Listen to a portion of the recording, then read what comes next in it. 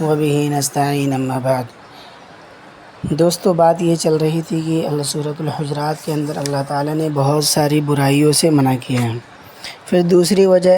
دوسرے رکن میں اللہ تعالیٰ نے یہ پہلا حکم یہ دیا کہ مسلمان ایک دوسرے کا مذاق نہ اڑائے، اور مذاق نہ اڑانے کا جو حکم دیا اس کے ساتھ اس کی بنیاد اور جڑ پر بھی اللہ تعالیٰ نے ہاتھ رکھ دیا، اور یہ فرمایا کہ تم جس شخص کو حقیر سمجھ کر اس کا مذاق اڑا رہے ہو، کچھ پتہ نہیں کہ اللہ تعالیٰ کی نگاہ میں وہ تم سے کتنا افضل اور بہتر ہو۔ اگرچہ دیکھنے میں وہ کمزور اور مسکین اور بے حیثیت نظر آ رہا ہے، لیکن اللہ تبارک و تعالیٰ کے یہاں معلوم نہیں کیا مقام ہو۔ لہٰذا اگر تمہارے دل میں کسی کا مذاق اڑانے کا داعیہ پیدا ہو تو دل میں یہ بات لے آؤ کہ کیا پتہ اللہ تبارک و تعالیٰ نے اس شخص کے اندر کیا خوبی رکھی ہے، اور اللہ تعالیٰ کے یہاں اس کا کیا مقام ہے۔ بہرحال یہ موضوع گزشتہ جمعہ میں بقدر ضرورت بیان ہو گیا تھا، اللہ عمل کی توفیق عطا فرمائے۔ تو آگے اللہ تعالیٰ نے فرمایا وَلَا تَلْمِزُوا أَنفُسَكُمْ وَلَا تَنَابَزُوا بِالْأَلْقَابِ، یعنی تم ایک دوسرے کو طعنے مت دیا کرو۔ لمز کے معنی عربی زبان میں یہ ہے کسی شخص کے منہ پر اس کا کوئی عیب بیان کرنا اور اس عیب کی وجہ سے اس کو طعنہ دینا۔ دیکھیے، ایک بات تو یہ ہے کہ آپ نے کسی کے اندر کوئی برائی دیکھی اور اس کی اصلاح کی غرض سے، خیر خواہی کی نیت سے آپ نے اس کو تنہائی میں محبت اور پیار سے سمجھایا کہ بھائی یہ بات اچھی نہیں ہے، آپ کے لیے دنیا و آخرت میں مضر ہے، اس کو چھوڑ دو۔ یہ طعنہ نہیں ہے بلکہ یہ خیر خواہی ہے، اور اللہ تعالیٰ نے اور اللہ کے رسول صلی اللہ علیہ وسلم نے اس کی تاکید فرمائی ہے کہ ہر مسلمان دوسرے مسلمان کا آئینہ ہونا چاہیے۔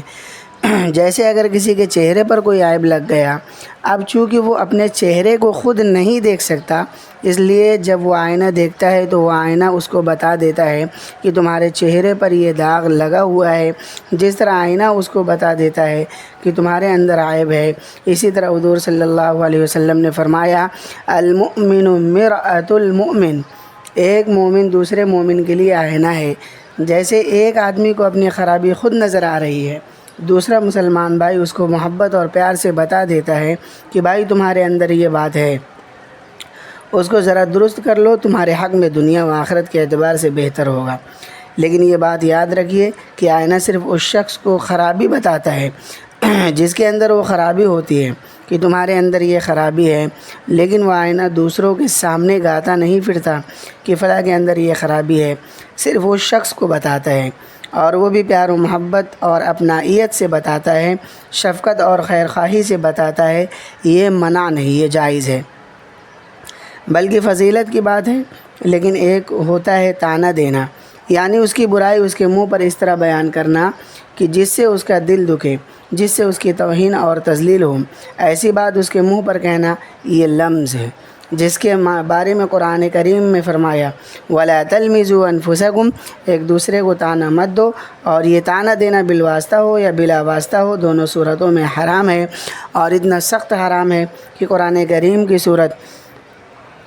ہمزہ اسی کے بارے میں نازل ہوئی، جس میں فرمایا وَيْلٌ لِكُلِّ ہُمَزَةٍ لُمَزَةٍ، یعنی دردناک عذاب ہے اس شخص کے لیے جو دوسروں کی ان کے پیٹھ کے پیچھے توہین کرتا ہے یا ان کے منہ پر طعنے دیتا ہے اور ان کی تذلیل کرتا ہے۔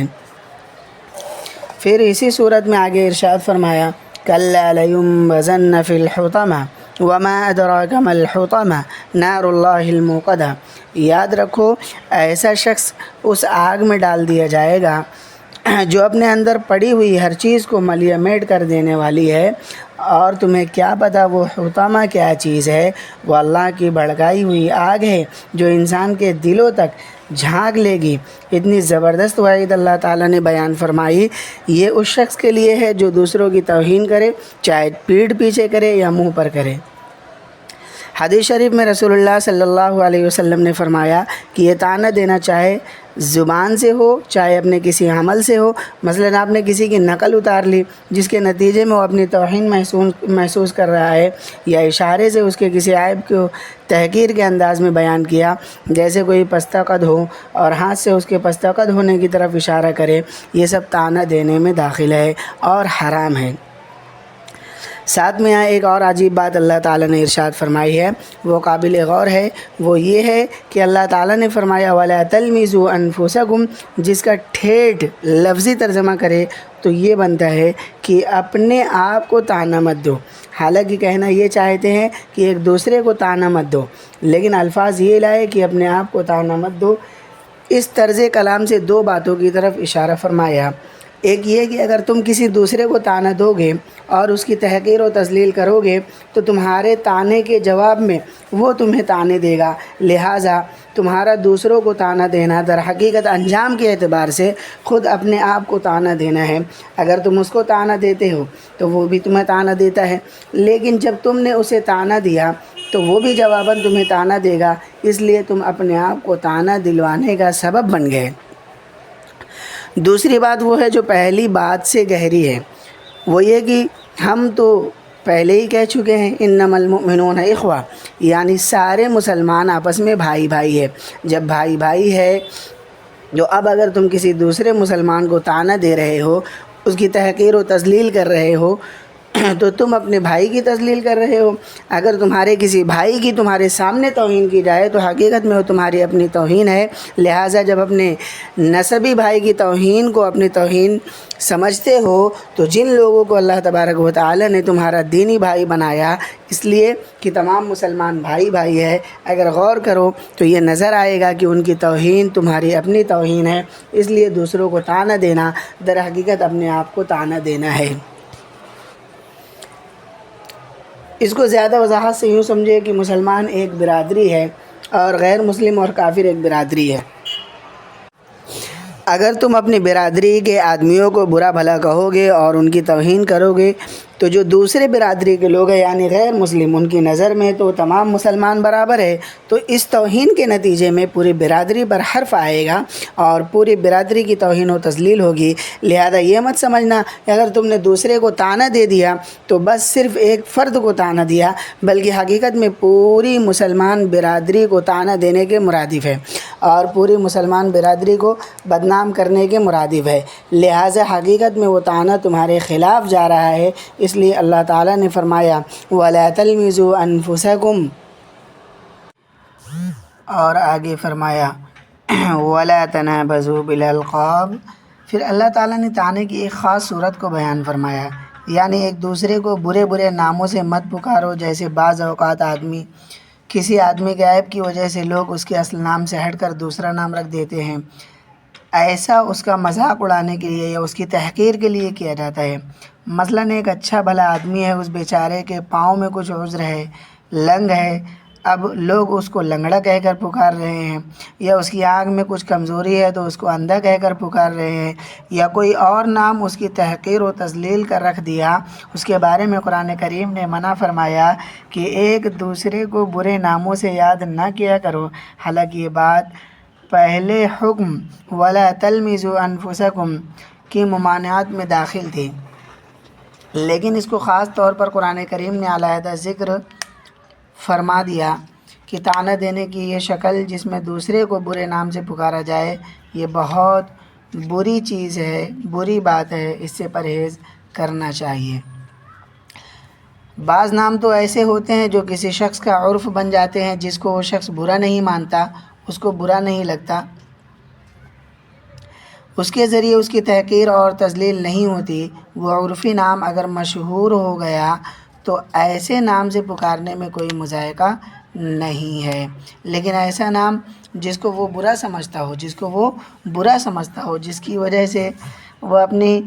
توہین محسوس کرتا ہو، ایسے نام سے پکارنے سے قرآن کریم نے منع فرمایا۔ دیکھیں، دونوں برائیاں یعنی کسی کو طعنہ دینا اور کسی کو برے نام سے پکارنا، اگر ان دونوں کی اصل وجہ پر غور کرے تو وہ تکبر نظر آئے گی۔ ایک آدمی متکبر ہے، اپنے آپ کو بڑا سمجھتا ہے اور دوسرے کو حقیر سمجھتا ہے، تو ایسا شخص دوسرے کو حقیر سمجھنے کے نتیجے میں دوسروں کو طعنے دیتا ہے اور دوسروں کو برے ناموں سے پکارتا ہے اور برے القاب لگا دیتا ہے۔ لہٰذا ان دونوں برائیوں کی اصل جڑ تکبر ہے اور تکبر اس لیے پیدا ہوتا ہے کہ آدمی اپنے عیوب سے تو غافل ہوتا ہے، اپنے اندر جو خرابیاں ہیں ان کی طرف دھیان نہیں ہوتا، اس لیے دوسروں کے عیوب کی تلاش میں رہتا ہے۔ ان ساری خرابیوں کی اصل بنیاد یہ ہے، اپنے عیوب کا جائزہ لینا چاہیے۔ اس خرابی کا علاج یہ ہے کہ جب دوسرے شخص کا کوئی عیب سامنے آئے یا اس کے اندر کوئی خرابی نظر آئے تو آدمی اپنے گریبان میں منہ ڈال کر دیکھ لیا کرے کہ میرے اندر کتنی خرابیاں ہیں۔ اگر آدمی کو اپنے اندر کی خرابیوں کا جائزہ لینے کی عادت پڑ جائے اور خود اپنے عیوب کو وہ تلاش کرنے لگے تو کبھی اس کو دوسروں کے عیوب دیکھنے کی فرصت ہی نہ ملے۔ یہ سب فرصت اس وقت ملتی ہے جب آدمی اپنے آپ کو تو بے عیب سمجھ رہا ہوتا ہے کہ ہمارے اندر کوئی خرابی نہیں ہے، ہمارے اندر کوئی غلطی نہیں، اور دوسرے کے عیوب کی تلاش میں پڑا ہوا ہے۔ اس لیے آدمی اپنے عیوب کا جائزہ لیتا رہے۔ اس کا طریقہ یہ ہے کہ صبح سے لے کر شام تک جو ہماری زندگی ہے اس کا جائزہ لے کر دیکھے کہ اس میں ہم کہاں کہاں غلط کام کر رہے ہیں۔ مثلاً ہم اس بات کا جائزہ لیں کہ مسلمان ہونے کی وجہ سے ہمارے ذمے جو فرائض عائد ہوتے ہیں ان فرائض کو ہم کس حد تک بجا لا رہے ہیں۔ مثلاً اللہ جل شانہ نے نماز کو دین کا ستون قرار دیا ہے، تو کیا میں واقعی اس طرح پڑھتا ہوں جس طرح پڑھنے کا اللہ تعالیٰ نے حکم دیا تھا اور جس طرح نبی کریم صلی اللہ علیہ وسلم کی سنت ہے؟ اور کیا میں 5 وقت مسجد میں جانے کا اہتمام کرتا ہوں؟ اور جب میں نماز کے لیے کھڑا ہوتا ہوں تو کیا نماز کے تمام آداب بجا لاتا ہوں؟ کیا میرے اندر واقعی وہ خشوع خضوع ہوتا ہے جو نماز کے لیے درکار ہے؟ صرف ایک نماز کا جائزہ لے کر دیکھے تو یہ نظر آئے گا کہ سینکڑوں عیوب تو خود ہمارے اندر موجود ہیں۔ یا مثلاً اللہ تعالیٰ نے زکوٰۃ دینے کا حکم دیا، تو کیا میں صحیح معنوں میں زکوٰۃ کا حکم بجا لاتا ہوں؟ کیا میں ٹھیک حساب کر کے زکوٰۃ ادا کرتا ہوں؟ کیا رمضان کے روزے ان کے آداب کے ساتھ رکھتا ہوں؟ اگر حج میرے اوپر فرض ہے تو کیا میں نے وہ فرض ادا کیا یا نہیں؟ اگر فرض ادا کیا تو کیا واقعی اس کے آداب کے ساتھ ادا کیا یا نہیں؟ اللہ تعالیٰ نے میرے گھر والوں کے مجھ پر حقوق عائد کیے ہیں، میں ان حقوق کو بجا لا رہا ہوں یا نہیں؟ کیا میں اپنی بیوی بچوں کے ساتھ ویسا ہی سلوک کر رہا ہوں جیسا کہ نبی کریم صلی اللہ علیہ وسلم نے تعلیم؟ میں کسی کے ساتھ ظلم تو نہیں کر رہا ہوں؟ کیا میں اپنے ملنے جلنے والوں کے ساتھ اور معاملات کرنے والوں کے ساتھ ویسا ہی معاملہ کر رہا ہوں جیسا کرنا چاہیے، یا ان کی حق تلفی کر رہا ہوں؟ اللہ تعالیٰ نے مجھے سچ بولنے کا حکم دیا ہے، تو کیا میں ہمیشہ سچ بولتا ہوں یا کبھی جھوٹ بھی بول لیتا ہوں؟ اللہ تعالیٰ نے مجھے غیبت کرنے سے منع کیا ہے، تو کیا میں غیبت کرتا ہوں یا نہیں کرتا؟ ہر انسان اس طرح سے اپنا جائزہ لے کر دیکھے تو پھر اس کو پتہ چلے گا کہ عیبوں کا پورا ایک بھنڈار ہے کہ میں خود برائیوں میں کتنا مبتلا ہوں۔ خرابیوں کا پلندہ تو میں خود ہوں، اور جب میں خود خراب ہوں تو دوسروں کو کیا عیب لگاؤں اور دوسروں کو کیا طعنہ دوں اور دوسروں کا کیا نام رکھوں؟ اگر یہ بات ہمیں حاصل ہو جائے تو ہمارے اندر سے یہ گند ختم ہو جائے۔ جب تک اپنے عیوب پر نگاہ نہیں پڑی تھی تو ساری دنیا کو طعنے دیا کرتے تھے۔ یہ بہادر شاہ ظفر مرحوم نے کہا تھے جو اپنی برائیوں سے بے خبر رہے اوروں کے ڈھونڈتے عیب و ہنر، پڑی اپنی برائی پر جو نظر تو نگاہ میں کوئی برا نہ رہا۔ لیکن جب اپنی برائیوں پر نظر پڑی تو معلوم ہوا کہ اور کوئی برا نہیں ہے، میں ہی سب سے زیادہ برا ہوں۔ اللہ تعالیٰ اپنے فضل و کرم سے ہمیں اپنے عیوب کا اور اپنی خرابیوں کا جائزہ لینے کی توفیق عطا فرمائے اور ان کی اصلاح کرنے کی فکر عطا فرمائے۔ پھر دوسرے مسلمانوں کے لیے طعنے کا لفظ زبان سے نکلے گا ہی نہیں۔ جس کو اپنی فکر پڑ گئی ہو وہ دوسرے کی برائیوں کو کیا دیکھے۔ اگر میرے اپنے پیٹ میں درد ہو رہا ہو اور تیز درد ہو رہا ہو تو میں اپنے پیٹ کی فکر کروں گا کہ میرے پیٹ میں درد ہے، میں اپنے پیٹ کے درد کی فکر کر رہا ہوں گا، یا دوسروں کے نزلہ کھانسی کی فکر کروں گا؟ میرا پہلا کام یہ ہوگا کہ کسی طرح پہلے میرے پیٹ کا درد ٹھیک ہو جائے، اس وقت میں دوسروں کے نزلہ کھانسی کا علاج پہلے کروں گا یا اپنے پیٹ کے درد کا علاج پہلے کروں گا۔ ظاہر ہے کوئی بھی اپنی تکلیف کو پہلے دیکھتا ہے، لیکن افسوس یہ ہے کہ روحانی اور دینی بیماریوں میں اور اخلاقی بیماریوں میں ہم یہ معاملہ نہیں کرتے، بلکہ اپنی بیماریوں سے غافل ہے اور دوسروں کی بیماریوں کے پیچھے پڑے ہوئے ہیں۔ اور اگر دوسرا شخص ان بیماریوں کی طرف متوجہ بھی کرے تو اپنی غلطی ماننے کو تیار نہیں ہوتے۔ اپنے بارے میں یہ خیال ہے کہ میں تو تمام غلطیوں سے پاک ہوں اور صاف ہوں اور میں تو کوئی غلطی کر ہی نہیں سکتا۔ ہمارے دماغوں میں یہ خناس بیٹھ گیا ہے جس نے تکبر پیدا کیا اور جس نے دل میں بڑائی پیدا کی، جس کی وجہ سے دوسروں کو طعنہ دینے کی جرأت ہوئی۔ خلاصہ یہ ہے کہ اپنے عیوب کا جائزہ لیا کرے اور دوسروں کے معاملے میں توہین، تحقیر اور تذلیل کے کسی بھی اقدام سے پوری طرح بچنے کی کوشش کرے۔ اگر دنیا میں کوئی شخص کسی کو طعنہ نہ دے، کوئی شخص کسی کی توہین نہ کرے تو سارے جھگڑے دنیا سے ختم ہو جائیں، اس لیے کہ سارے جھگڑے اس قسم کی خرابیوں کی وجہ سے پیدا ہو رہے ہیں۔ اللہ تعالیٰ اپنے فضل و کرم سے مجھے بھی اور آپ سب کو بھی اس پر عمل کی توفیق عطا فرمائے۔ آخر دعوانا الحمدللہ رب العالمین۔